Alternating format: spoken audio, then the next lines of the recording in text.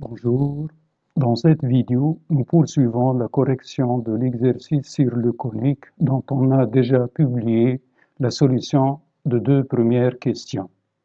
Avant d'attaquer la question 3 de cet exercice, je veux bien revenir à ce qui était fait avec la question 2. Alors, dans cette question, on a voulu commencer, par vérifier ou savoir si I était un point de l'hyperbole ou non.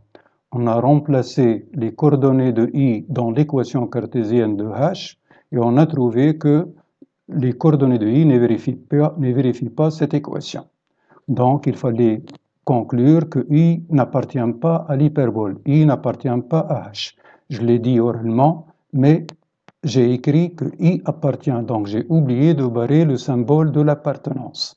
Donc, I n'appartient pas à H. Il fallait barrer ce symbole. Cette rectification étant signalée, alors je reviens pour continuer donc avec la correction de cet exercice et plus précisément à la question 3 de cet exercice. Alors, question 3 de cet exercice, soit P la parabole de foyer F1 de coordonnées 0, 1 et de directrice D d'équation x égale à moins 2. Petit a, vérifier qu'une équation cartésienne de P est y moins 1 au carré est égal à 4x plus 4.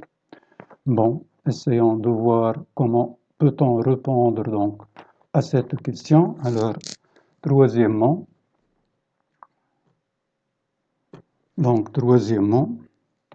alors si je résume les données tout d'abord, donc on a un repère R égale OIJ, c'est le repère orthonormé donc considéré dès le début de l'exercice.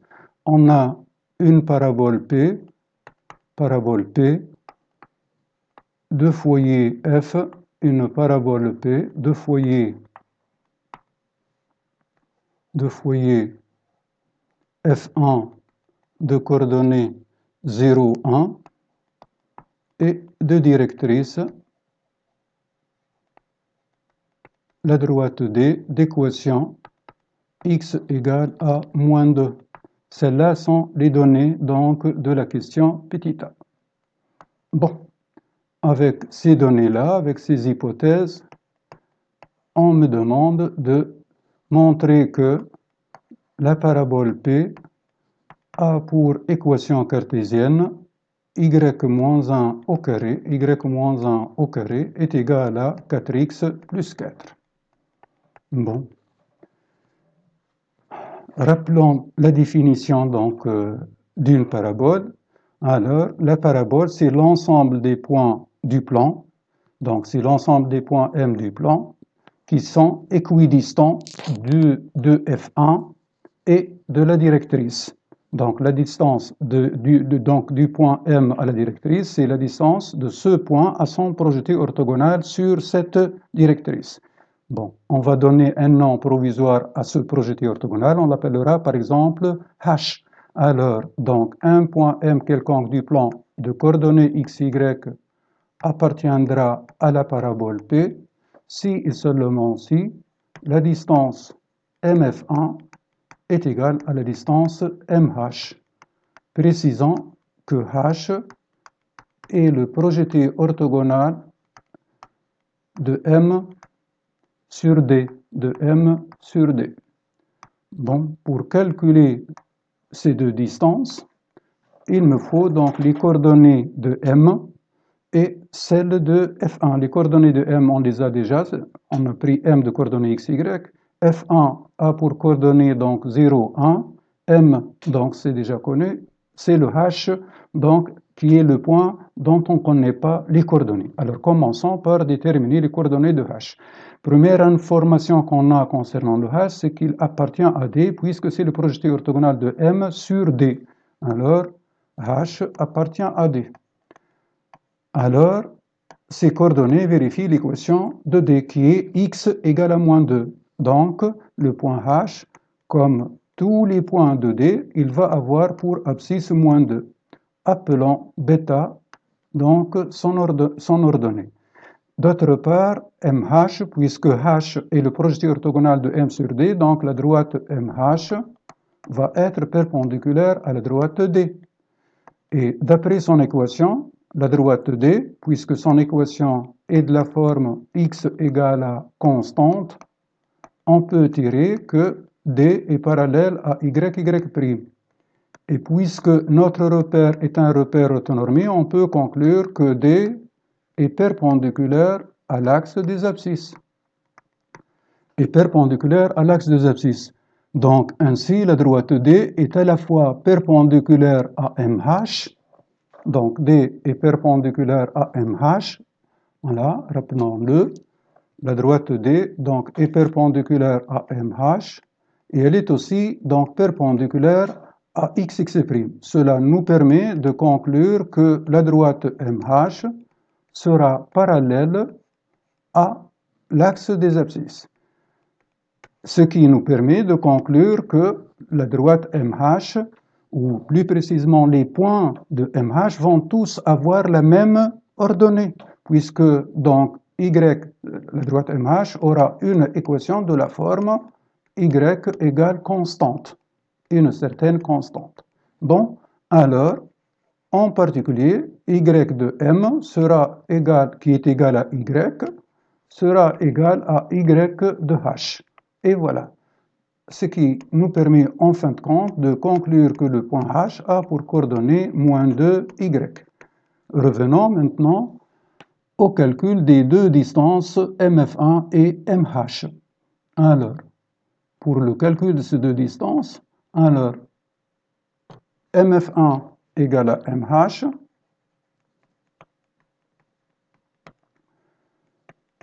L'expression d'une distance entre deux points contient un radical. Et puisque MF1 est un réel positif, et de même pour MH, alors l'égalité entre ces deux réels positifs est équivalente à l'égalité entre leurs carrés. Le passage au carré me permet de me débarrasser des radicaux. Donc, on va avoir MF1 au carré égale à MH au carré.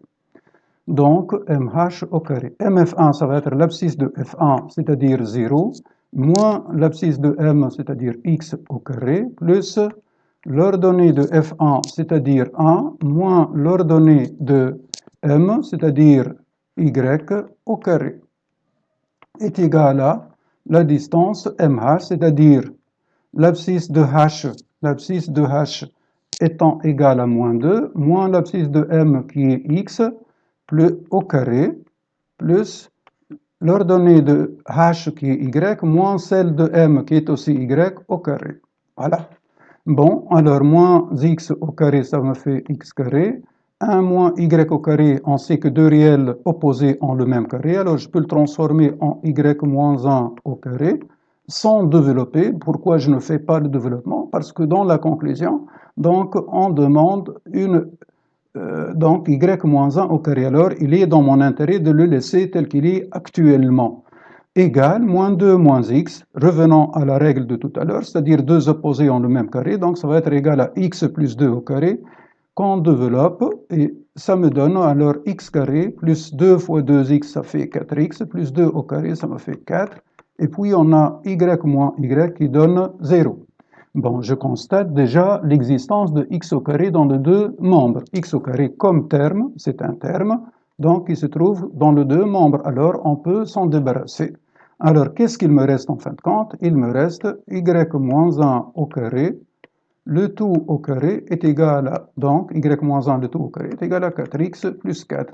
Et c'est exactement ce qu'on me demande. Alors, c'est l'équation de la parabole P, donc, selon le repère considéré. Voilà donc la réponse à cette première sous-question. Donc, celle-là, c'est la réponse à la question petit a. Donc, on peut, pour déterminer les coordonnées de H, donc, illustrer donc, notre calcul graphiquement.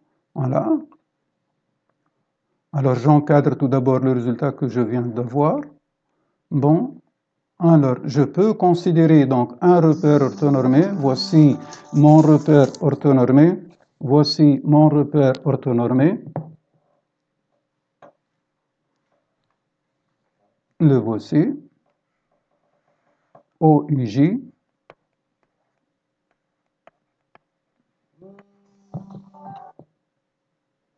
OIJ. Donc, j'ai la droite D d'équation x égale à moins 2. Donc, ici, c'est moins 2. Et là, un point M. Ce point M, il a pour coordonnées x, y. Donc, ici, c'est le x. Et là, c'est le y. Bon, la droite D, n'oublions pas qu'elle est parallèle à l'axe des ordonnées. Je trace maintenant la parallèle AD, la parallèle, donc, la perpendiculaire AD qui passe par M, la perpendiculaire AD qui passe par M, la voilà. Voilà, ça coupe donc D en un point qui est notre point H. Bon, voilà, déjà, les deux points M et H, ils ont la même ordonnée Y, et l'abscisse de H, le voici, c'est moins 2. Voilà, donc plutôt H, il a pour coordonnée moins 2, Y. Passons maintenant à petit b, la question petit b de notre question 3, de la question 3. Bon, alors, on revient aux énoncés.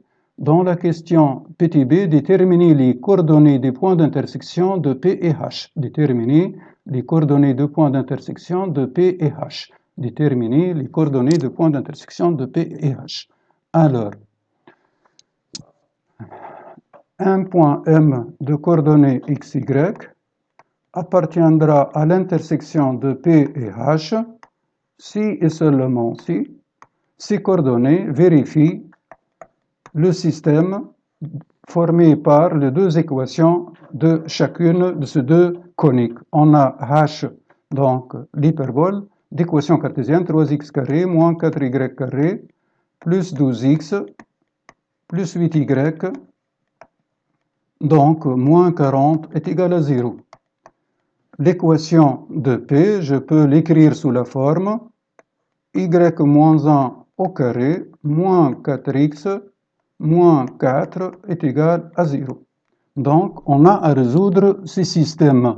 Bon, alors, ce système, il est déjà un système de deux équations à deux inconnus et de deuxième degré.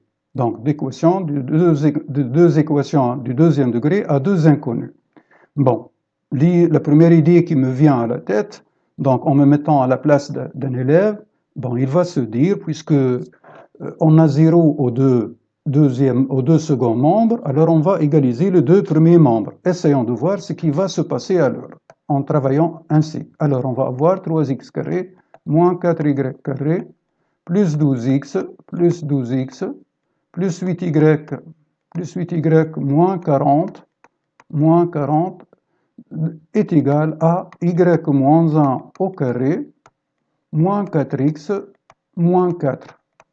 Bon, voilà donc l'équation face à laquelle je me trouve. Bon, supposons, donc, ou même avant de nous noyer dans les calculs, essayons de prévoir ce qu'on va avoir comme résultat, où est-ce que donc, c'est-à-dire où est-ce que cette équation va-t-elle nous mener, donc,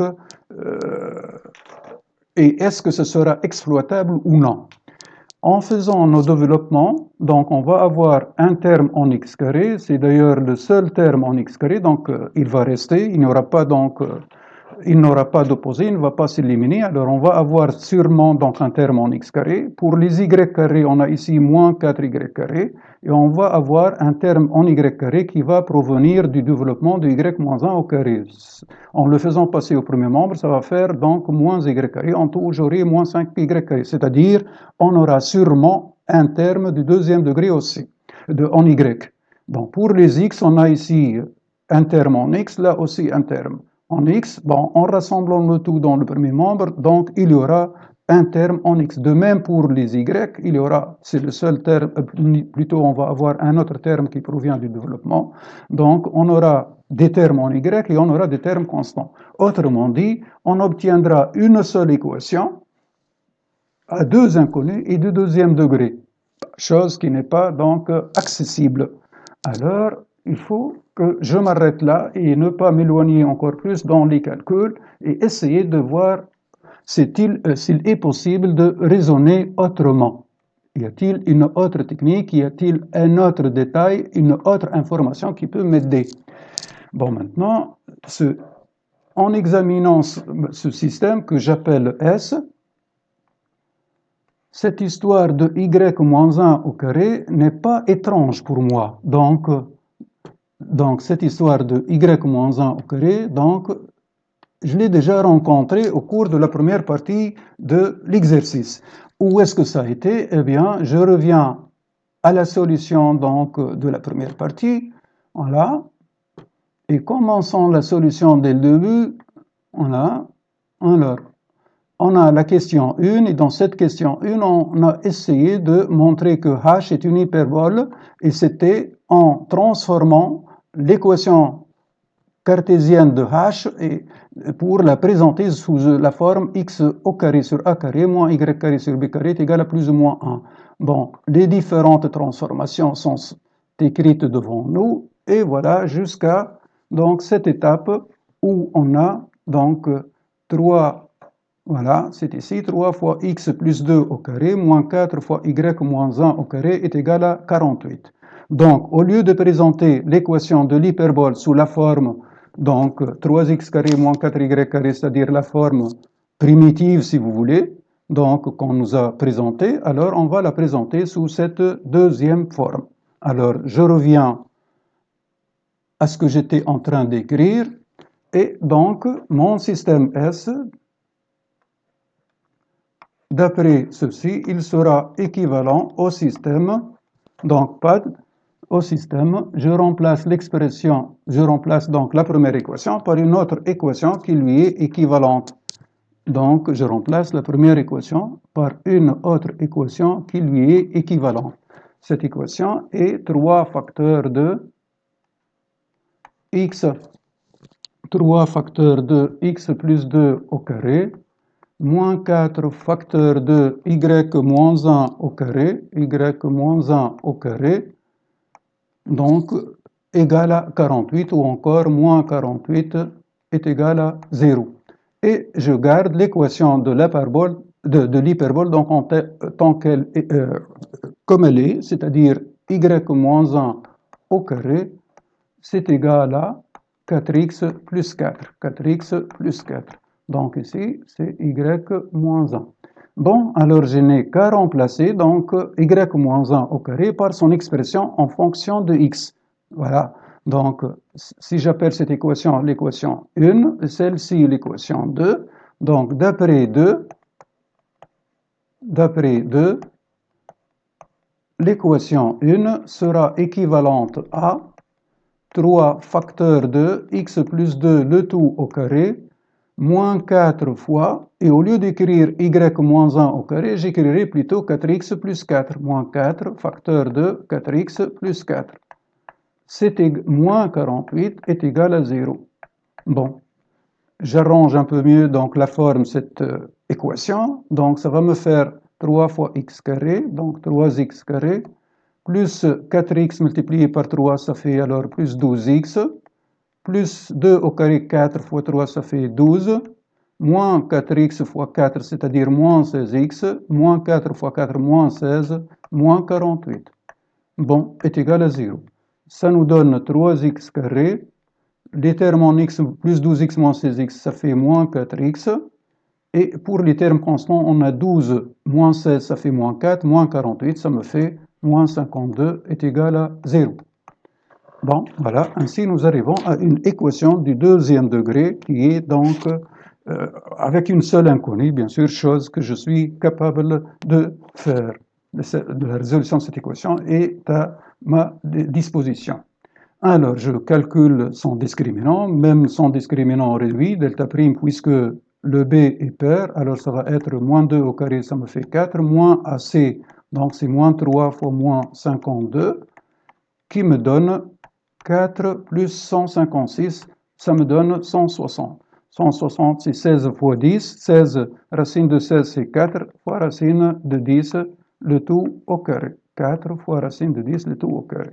Alors, avec un discriminant qui est strictement positif, cette équation va admettre deux solutions. Une première solution x1, c'est moins b', c'est-à-dire 2, moins 4 racine de 10, sur A, c'est-à-dire sur 3. Et une deuxième solution, x2, qui est égale à 2 plus 4 racine de 10 sur 3. Avant de nous éloigner, il est bien sûr nécessaire de voir si on n'a pas de contrainte. Alors ici, on revient à notre équation, donc y moins 1 au carré. Donc pour la première équation, on n'a pas de problème, donc c'est une fonction polynôme, elle est définie pour tout x et pour tout y. Pour la deuxième équation, on a y moins 1 au carré, donc c'est un carré, est égal à 4x plus 4. Le 4x plus 4 étant égal à un carré, eh bien, il faut qu'il soit positif. Donc il faut que 4x plus 4 soit positif. Alors, ceci est à donc prendre en considération 4x plus 4 positif, c'est-à-dire 4x supérieur à moins 4, donc avec 4x plus 4 supérieur à 0, c'est-à-dire le x doit être supérieur à moins 1.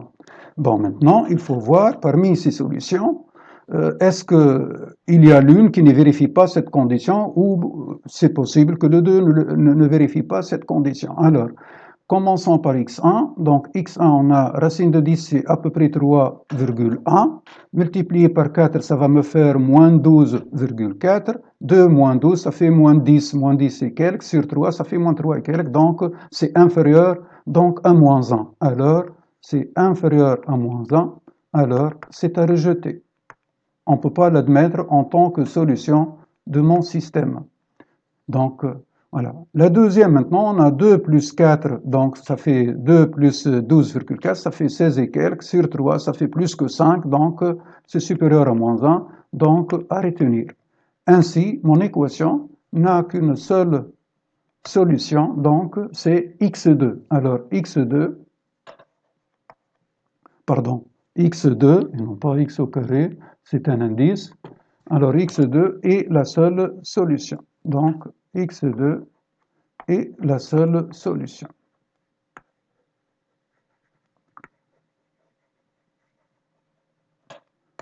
Bon, maintenant, il me faut les coordonnées, donc, possibles. Les coordonnées, donc, je dois chercher l'ordonnée. On a le y moins 1 au carré. Alors, on passe maintenant pour exploiter la deuxième équation. Donc, y moins 1 au carré, c'est égal à 4x plus 4. Bon, bien sûr, on a tenu compte du fait que donc x est supérieur à moins 1. Alors, en prenant la racine carrée de chaque membre, on va avoir valeur absolue de y moins 1, c'est égal à racine de 4x plus 4. Racine de 4x plus 4. Bon, valeur absolue d'un réel, c'est soit ce réel, soit son opposé. Alors, donc, on va avoir, ça signifie que y moins 1 est égal à racine de 4x plus 4 ou y moins 1 est égal à moins racine de 4x plus 4. J'ai fait passer le signe moins au deuxième membre. Bon, ce qui revient encore à dire que y est égal à racine de 4x plus 4 plus 1 ou y égale à moins racine de 4x plus 4 plus 1, ou y égale moins racine de 4x plus 4 plus 1. Ainsi, H et P ont deux points d'intersection, H et P ont deux points communs,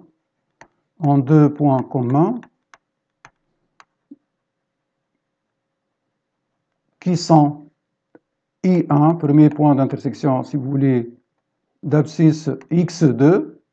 Donc, x2 est égal à, comme on l'a déjà trouvé, 2 plus 4 racine de 10, le tout sur 3, et y qui est égal à racine de 4x2 plus 4, le tout plus 1. Et le deuxième point, donc I2, il va avoir la même abscisse, c'est-à-dire x2, donc les deux points d'intersection ont la même abscisse, ils diffèrent par leur ordonnée. Donc 2 plus 4 racine de 10 sur 3 et donc moins racine de 4x2 plus 4 plus 1 en ordonnée. Voilà donc mes deux points d'intersection. Je vous laisse le soin de calculer les ordonnées de ces deux points d'intersection. Bon, nous passons à la question suivante. Alors, la question suivante. Alors, déterminer, ça a été déjà fait. Alors, quatrièmement, petit a, tracer P et H. On va tracer donc la parabole et l'hyperbole. Bon, alors, tracer P et H. Alors, quatrièmement, petit a. Quatrièmement, petit a. Alors, on va tracer. Quatrièmement, nous sommes à la question 4, petit a. Traçage. Bon, on a déjà tracé donc avec GeoGebra, on avait déjà tracé l'hyperbole. Bon, on va maintenant revenir à ce graphique. Voilà. Donc, on a utilisé ce graphique pour illustrer aussi le problème de deux tangentes ici de U. Et à ce graphique, on va ajouter donc le traçage de P. Alors, on écrit son équation dans la zone de saisie. Donc, c'est ici, dans la zone de saisie. Alors, j'écris l'équation de P, qui est y moins 1, le tout au carré, le tout y moins 1, le tout au carré, est égal à 4x plus 4, est égal à 4x plus 4. 4x plus 4. Et voilà donc cette parabole qui se trace. Donc c'est l'équation 2, voilà. Bon, on peut déjà, voilà, parabole, voilà. Bon, on va essayer d'améliorer un peu plus les apparences de cette parabole. On va jouer alors sur sa couleur et l'épaisseur de son trait. Alors, donc, couleur, par exemple, on va le tracer en bleu, si vous voulez, bon, ou en violet, voilà. Et donc, style, alors, on va avec une épaisseur égale à 8, voilà. Donc, voilà notre notre parabole plutôt. Bon, on peut faire aussi apparaître les deux points d'intersection qu'on a trouvés. Ce sont les deux points que vous voyez déjà ici et là. Alors, intersection entre cette parabole et cette hyperbole. Voilà, donc, alors ici c'est le point C, donc le logiciel GeoGebra a appelé ces deux points d'intersection par défaut. L'un d'eux a été appelé B, le voilà, et l'autre c'est C. Bon, vous pouvez voir dans la fenêtre algèbre, on va voir donc quelles sont les coordonnées, même approximativement, de ces deux points. Voilà, les voici. C de coordonnées 4,88, 5,85, 4,88 moins 3,85. Bien sûr, ce sont des valeurs approximatives. Donc, vous voyez déjà, on note déjà que nos deux points ont la même abscisse. Le B et le C ont la même abscisse. Bon, les deux points B et C, ce sont les deux points que nous avons appelés I1 et I2. Bon, si vous voulez, on peut changer les noms de ces deux points. Pour le point C, donc pour nous, c'est le point I1. Donc, c'est le point I1. Voilà. Et pour le B, voilà, c'est le point I2. Donc, on le renommé, donc c'est le point I2. Voilà. Bon, voilà pour la question concernant le traçage des courbes. Bien sûr, vous allez me dire, mais nous, en classe, surtout le jour de devoir, il ne nous est pas permis donc d'utiliser un ordinateur. Comment nous allons faire? Eh bien, donc, vous allez faire un traçage, c'est-à-dire vous allez considérer votre repère OIJ, à partir des équations cartésiennes de ces deux courbes, vous allez déterminer certains points qui sont faciles à représenter. Vous avez aussi donc les points remarquables, que ce soit les sommets ou les points d'intersection avec les axes. Et bien sûr, vous n'avez pas donc à obtenir un résultat qui sera parfait, mais juste l'allure générale de chacune de ces deux coniques. Voilà. Bon, voilà, concernant cette question de traçage donc de deux hyperboles, donc traçage de P et H, traçage de P et H. Bon, maintenant, nous passons à la question suivante. Dans cette question, on me demande de calculer l'aire de la partie du plan limitée par la parabole P et la droite d'équation x égale à 1. Petit b, calculer l'aire de la partie du plan, donc limitée par la parabole P et la droite d'équation x égale à 1. Alors, petit b, voilà où est-ce que nous sommes. Voilà. Donc, petit b. Alors, ce qui est demandé, c'est R de la partie du plan, R de la partie du plan limitée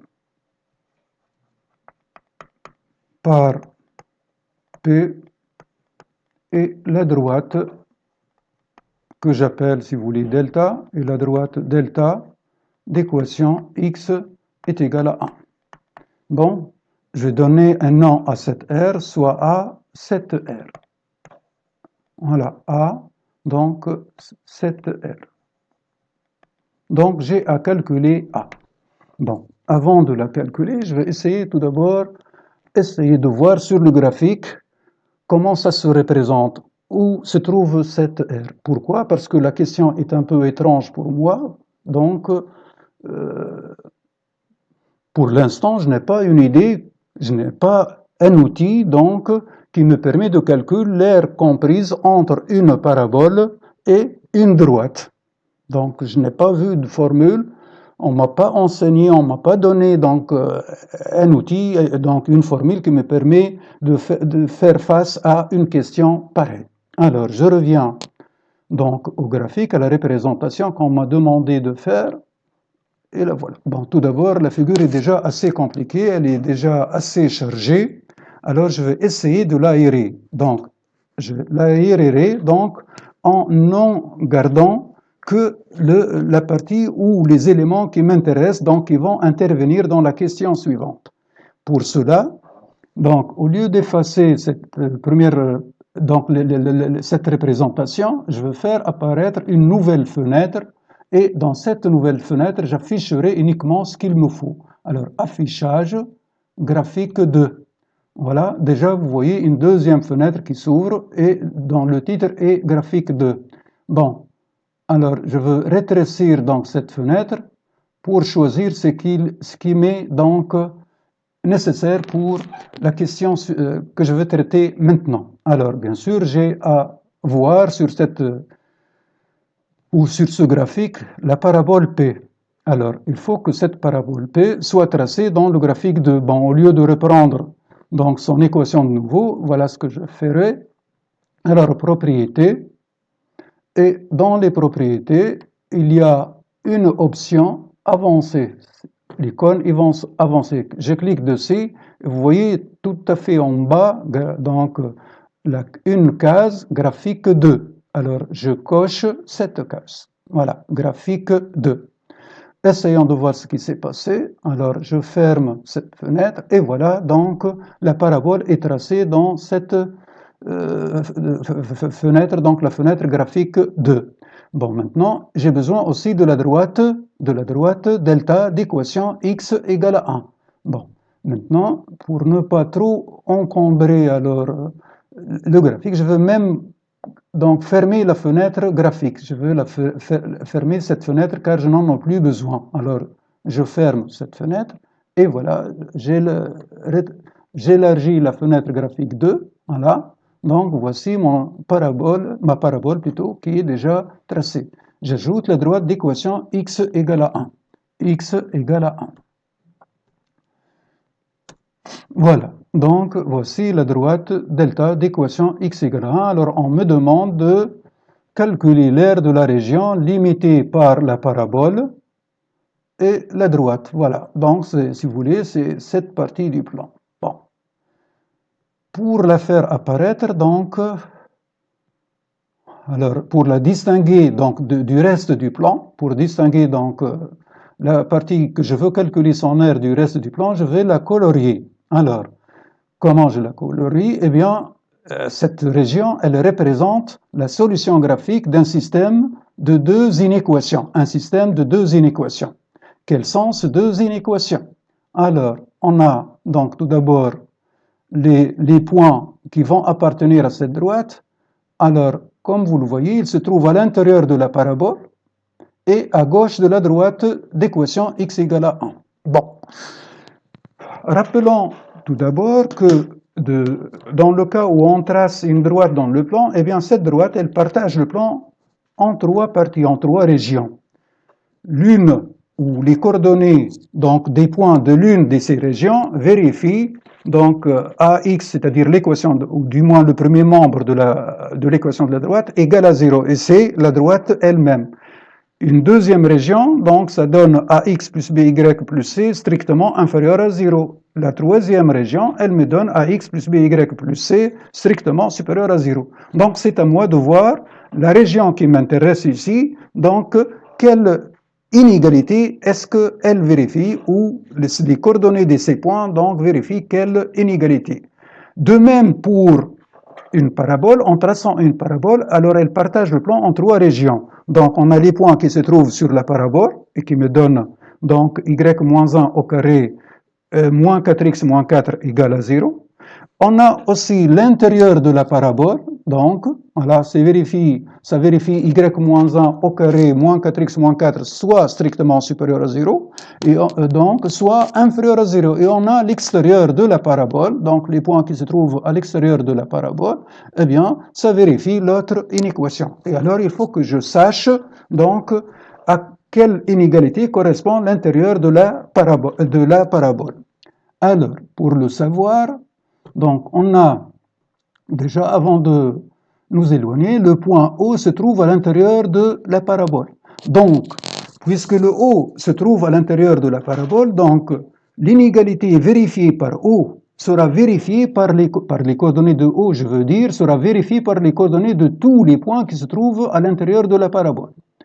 Alors, je reviens pour voir ce qui se passe avec le O. Donc, on a Y pour O, on a, je veux dire pour O de coordonnées 0, 0, on a y-1 au carré, c'est-à-dire 0 moins 1 au carré, moins 4x, c'est-à-dire moins 4 fois 0, moins 4, voilà, ça me fait 1, là ici 0, moins 4, donc ça fait 1 moins 4, ça fait moins 3, eh bien c'est strictement inférieur à 0. Autrement dit, tous les points, donc, ou autrement dit, l'intérieur de la parabole, que j'appelle int P, donc ce sont les points de l'intérieur de la parabole, ce sont représentent donc les solutions graphiques de l'inéquation y-1 au carré moins 4x moins 4 inférieur à 0. Voilà. Bon, essayons de voir ceci donc sur le graphique. Alors, dans mon graphique, alors j'essaie d'écrire mon inéquation, c'est-à-dire y-1 au carré, y-1 au carré, y-1 au carré, moins 4x moins 4 inférieur moins 4x moins 4 inférieur à 0. Inférieur à 0. Déjà, vous voyez que l'intérieur de la parabole est colorié, c'est que c'est la solution graphique de cette inéquation. Bon, alors, maintenant, on a aussi à voir maintenant, la deuxième condition, donc, c'est les points qui sont limités. Alors, on n'a pas à prendre tout l'intérieur, mais il faut s'arrêter à la droite. Bon, pour les points qui se trouvent à l'intérieur de la droite et qui sont à gauche, si vous voulez, donc de la droite, alors on a x égale 1 pour la droite, et tous les points qui se trouvent à gauche de cette droite, donc limitée par la parabole, si vous voulez, ils ont une abscisse qui est inférieure à 1. Donc ma deuxième inéquation, c'est x moins 1 inférieur à 0. X moins 1 inférieur à 0. Pour tous ces points-ci, ils vérifient l'inéquation, donc x moins 1 inférieur à 0. Alors il faut que j'écrive le système. Eh bien, je réécris le A de nouveau. Donc je réécris le A de nouveau. Alors pour cela, donc pour avoir le A de nouveau, voilà, donc c'est ici. Et donc, les points que je cherche, je vérifie la première inéquation et la deuxième. Le E, c'est la conjonction, le connecteur logique, il est là, voilà. Et la deuxième inéquation, c'est x moins 1 inférieur à 0. X moins 1 inférieur à 0. Et voilà, donc vous voyez que voilà, donc la partie, voilà. Bon, maintenant pour illustrer encore plus la région qui m'intéresse, je veux cacher le A. Je veux cacher le A. Voilà, donc voici la partie du plan qu'on me demande de chercher son aire. Alors, c'est cette partie-là. Eh bien, maintenant, voilà, comment faire pour trouver l'aire de cette région du plan? Alors, comme je le disais tout à l'heure, je n'ai pas de formule qui me permet de calculer donc l'aire d'une partie à l'intérieur d'une parabole.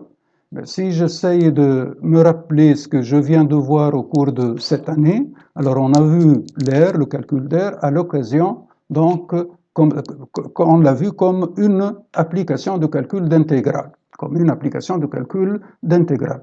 Or, le calcul d'intégrale nécessite une fonction numérique à variable réelle.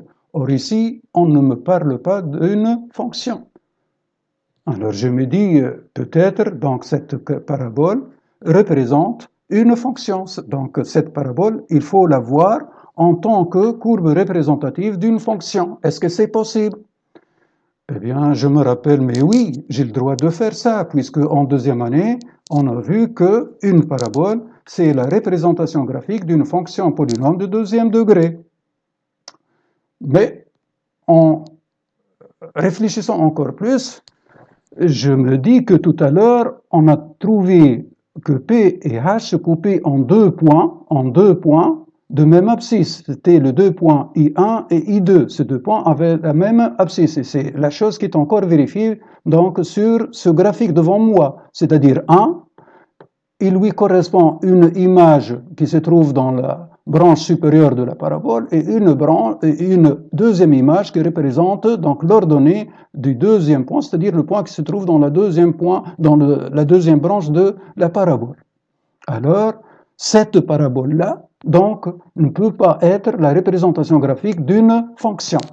Alors, comment ça? Donc, en deuxième, on m'a appris qu'une parabole, c'est la courbe représentative d'une fonction de deuxième degré, et maintenant, donc, ça ne peut pas être la courbe. Bon, voilà. Eh bien, la solution, l'explication de cette apparente contradiction est que vous avez vu en conique qu'il y a deux types des paraboles. Il y a des paraboles d'équation y carré est égal à 2px et des paraboles d'équation x carré égale 2py. Et ce qui fait la différence entre les deux paraboles, c'est que l'une est orientée, ou plutôt son axe de symétrie est parallèle à l'axe des ordonnées, l'autre type de parabole donc a un axe de symétrie donc qui est parallèle à l'axe donc des abscisses. Et c'est l'exemple que nous avons devant nous. Alors, le premier type, c'est le type que vous avez vu en deuxième, et elles sont donc, ces paraboles-là sont les représentations graphiques des fonctions polynômes deuxième degré. Alors que pour cette parabole-là, elle ne peut pas être la représentation graphique d'une fonction. Alors, comment faire? Comment faire? Bon, maintenant, si je fais appel à l'axe de symétrie de cette parabole, donc la droite d'équation, donc y égale 1. Si je trace la droite d'équation y égale 1, la voilà. Donc, la droite d'équation YA, donc Y égale 1, donc elle est là. Bon, ben, qu'est-ce qu'elle va m'ajouter, cette droite-là? Bon, puisque c'est un élément de symétrie et c'est perpendiculaire à droite, alors c'est aussi un axe de symétrie pour la droite d'équation x égale 1, et comme ça, au lieu de m'intéresser à toute la région coloriée en bleu, je m'intéresserai juste à la partie supérieure, donc supérieure, je veux dire la partie qui se trouve donc au-dessus de la droite d'équation y égale 1, qui est appelée P. C'est la droite P ici, donc y donc égale à 1. Bon, alors, je change donc, alors, cette droite, alors, voilà, donc, et je lui change aussi de couleur, si vous voulez, bon, voilà, ça va être en marron, voilà. Et je veux même, donc maintenant, la région du plan à laquelle je m'intéresse, c'est la région, c'est la partie supérieure, donc qui est au-dessus de P. Au-dessus de P, donc ça fait partie de petit b, c'est-à-dire ça fait partie de la zone bleue, coloriée en bleu, donc qui est appelée B, et en plus, ça doit vérifier donc le fait que ça se trouve au-dessus de P. P a pour équation y égale 1, eh bien tous les points de cette partie, de cette zone, ont une ordonnée qui est supérieure à 1. Donc, autrement dit, la partie qui m'intéresse, c'est la solution du système d'équations, donc de trois inéquations plutôt. Donc, on a déjà dans B deux parmi ces inéquations-là. Alors, on a le B, le petit b, et la deuxième ou la troisième inéquation, donc la conjonction E, et on a l'équation suivante, y moins 1 supérieur à 0. Y moins 1, donc supérieur à 0. Voilà. Et vous voyez, voilà maintenant la région, donc, qu'on veut calculer son aire. Alors, pour cette région, on va lui faire changer d'apparence. Alors, si vous voulez, donc couleur, on va la colorer en rouge. Et pour le remplissage, donc le style,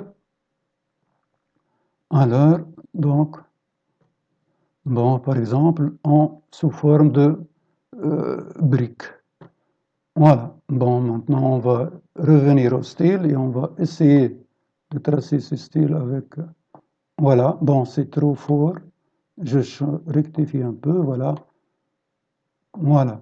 Bon, voilà. Donc, nous avons à calculer l'aire de cette région-là. Bon, maintenant, cette région, elle est limitée par la droite d'équation y égale 1, la droite d'équation x égale à 1, et la branche supérieure de la parabole. La branche supérieure à la parabole, qu'est-ce que ça représente pour moi? La branche supérieure à la parabole, c'est-à-dire y supérieur à 1. Y supérieur à 1. En revenant à la correction donc, de la question précédente, donc question 3, voilà, vous vous rappelez qu'on a trouvé deux expressions pour y. Y moins 1 au carré est égal à 4x plus 4, ça me donne y moins 1 égale à 4x plus 4, ça c'est lorsque valeur absolue de y moins 1 est égale à valeur y moins 1 est positive, c'est-à-dire y est supérieur à 1. Donc y est supérieur à 1, ça correspond à y égale racine de 4x plus 4 plus 1. Bon, voilà, c'est justement cette expression-là. C'est cette expression-là. Donc, voilà. Bon, alors, cette expression-là, eh bien, donc, je n'ai pas de carré avec le y, je n'ai pas de carré, donc, je n'ai plus de souci de tout à l'heure, eh bien, je vais l'appeler, donc, ce y, cette expression de y, je l'appellerai g de x. Alors, je prendrai g de x est égal à racine de 4x plus 4 plus 1. Alors, donc maintenant, je pose soit g de x, soit je considère la fonction, soit la fonction g, soit la fonction g définie par g de x égale à racine de 4x plus 4, racine de 4x plus 4, le tout plus 1, bien sûr, pour les x qui sont supérieurs à moins 1. Voilà. Bon. Alors, donc, A, qu'est-ce que ça va être pour moi? Donc, je reviens à la figure. Et pour m'assurer encore plus, je veux tracer la courbe de cette fonction. Alors j'écris g de x égale à, g de x égale à racine, voilà, racine de 4x plus 4, 4x plus 4, le tout plus 1. Racine de 4x plus 4, le tout plus 1. Voilà, donc g de x égale à racine de 4x plus 4, le tout plus 1. Bon, mais pour moi, donc, je ne vois rien de nouveau dans le graphique, c'est-à-dire la courbe de cette fonction n'est pas tracée. J'espérais le voir, donc j'espérais voir donc la courbe de cette fonction, mais elle n'est pas tracée. Alors j'essaie de voir pourquoi. Je passe aux propriétés. Voilà, donc avancer. Et voilà, donc la raison, la justification, c'est à ce niveau-là. Donc la case graphique 2 donc n'est pas cochée. C'est-à-dire que GeoGebra, par défaut, trace donc la courbe donc, de cette fonction dans le graphique 1, mais le trace dans le graphique 2 que si on lui demande. Alors je lui demande de tracer la courbe de cette fonction dans le graphique 2. Et voilà, déjà vous voyez donc que cette courbe est tracée, voilà, on voit de traces de la couleur verte. Et bon, on va, voilà, elle est déjà avec une épaisseur égale à 8. Mais cette courbe n'est pas très claire, elle n'est pas donc très claire, on n'arrive pas à la distinguer donc de la branche de la parabole. Bon, pour voir que ça correspond bien à ce que nous espérons.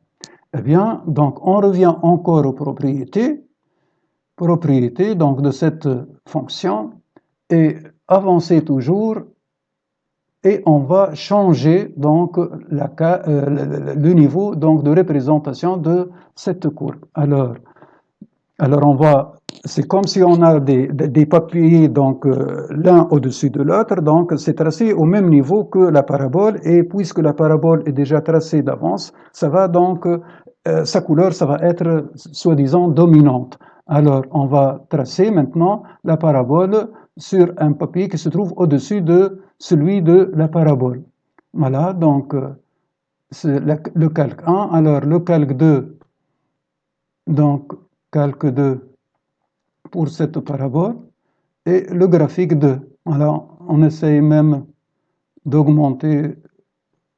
Voilà, donc nous arrivons à voir maintenant la courbe de notre fonction qui coïncide bien avec la première partie donc avec la partie supérieure de la parabole. Lorsque je dis supérieure, c'est par rapport à la droite d'équation y égale 1, c'est-à-dire par rapport à l'axe de symétrie de la parabole.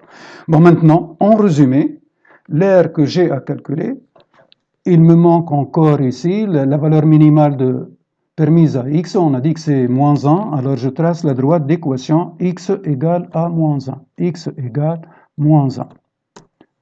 Alors, x égale à moins 1. Alors, la droite d'équation x égale à moins 1, la voici. Alors, même chose, propriété. Voilà, il faut que je demande son traçage dans le graphique 2. Et voilà, alors, cette droite est tracée dans le graphique 2. Bon, alors maintenant, on peut dire que la région que nous avons à calculer son aire est limitée par la droite d'équation y égale 1, la branche de la parabole qui se trouve au-dessus de son axe de symétrie, c'est-à-dire la courbe de la fonction g, c'est la courbe de la fonction g, et les droites d'équation x égale à moins 1 et x égale à 1. Et vu la symétrie, donc on va multiplier, donc l'aire qu'on a à calculer, ça va être le double de l'aire de cette région coloriée en rouge. Alors je reviens à mon calcul. Alors on a retenu que A, c'est 2 fois l'intégrale, puisque moins 1 à 1, et on a la courbe donc de G la courbe de G se trouve au-dessus de la droite d'équation y égale 1. La courbe de G, la voilà, elle se trouve au-dessus de y égale 1. Donc nous devons écrire G de x moins donc y de delta si vous voulez, donc moins 1. Alors 2 fois l'intégrale de g de x moins 1, le tout dx si vous voulez. Voilà. J'ai utilisé les crochets car j'ai déjà les parenthèses. Bon, ça me fait 2 fois l'intégrale de moins 1 à 1, g de x, c'est-à-dire racine de 4x plus 4, plus 1 moins 1, le tout dx. Bon, ce qui me donne 2 fois l'intégrale de moins 1 à 1 de racine de 4x plus 4 dx. Bon, il s'agit de l'intégrale, donc il me faut la primitive de racine de 4x plus 4. C'est de la forme racine de u. Si je fais appel à mes souvenirs, à mes formules de cours, donc on a une formule concernant les primitives d'une fonction avec un radical, c'est si on a u' fois racine de u. Si je me trouve dans la situation u' fois racine de u, alors j'ai donc une formule qui me donne une primitive de fonction de ce type-là. Eh bien, u', le u pour nous, c'est 4x plus 4, sa dérivée, c'est 4. Alors, donc ça va faire 2 fois l'intégrale de moins 1 à 1 de 4 fois racine de 4x plus 4, le tout de x. Voilà, maintenant je suis dans la situation u', c'est la forme u' fois racine de u. U' fois racine de u. Mais pour que mon calcul soit correct, je viens de multiplier par 4. Il faut que je multiplie par son inverse pour donc neutraliser l'effet de ce coefficient. Bon, alors, ça va faire 2 fois 1 quart qui me donne 1 demi, fois l'intégrale maintenant de u' fois racine de u, donc une primitive, ça me donne 2 tiers u fois donc racine de u. Alors ça me fait 1 demi fois 2 tiers fois u, c'est-à-dire 4x plus 4 multiplié par racine de 4x plus 4 à prendre de moins 1 à 1. Voilà, de moins 1 à 1. Bon, 1 demi fois 2 tiers, ça me fait 1 tiers. Bon, maintenant, je remplace le x par 1, ça fait 4 plus 4, ça fait 8. Et racine de 4x plus 4, ça fait racine de 8. Puis moins, je remplace par moins 1. 4 fois moins 1, moins 4 plus 4, ça fait 0. Alors, ça va faire 0 pour tout le reste. Et comme ça, ça me fait 1 tiers fois 8 racine de 8. Ce qui me donne 8 tiers racine de 8. Or, racine de 8, ça fait 2 racines de 2. Donc, ce qui me donne en tout 16. 8 fois 2, ça fait 16 racine de 2 sur 3 unités d'air. Voilà. Bon, voilà, ainsi, donc, nous terminons avec cet exercice. Je renouvelle donc mes remerciements à mon collègue Si Mohamed Lemloum pour m'avoir permis